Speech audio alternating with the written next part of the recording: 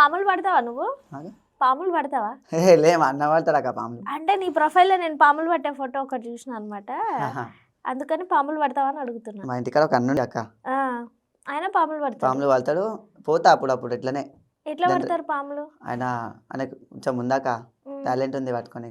మంచి మంచి పాములు పడతాడు అక్క. వామ్మో, పాములు కరవా? ఆడుకుంటాడు అక్క, చూపేలా ఆడుకుంటుంది.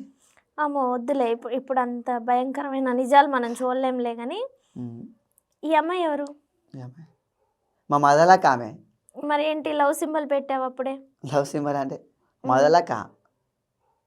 ఏం కాదా? వాళ్ళ ఇంట్లో పర్మిషన్ ఉందా?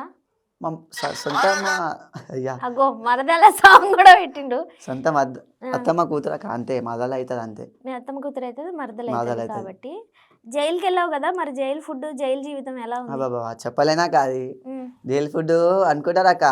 మనం ఎట్లా వంగి అయితే పోతామా అట్లా వంగి బయటికి రావాలి. ఉమ్, లోపలికి పోయి చూడు మనం అంటారు ఆ మాటలు ఉమ్, అన్నీ అబద్ధం అక్క.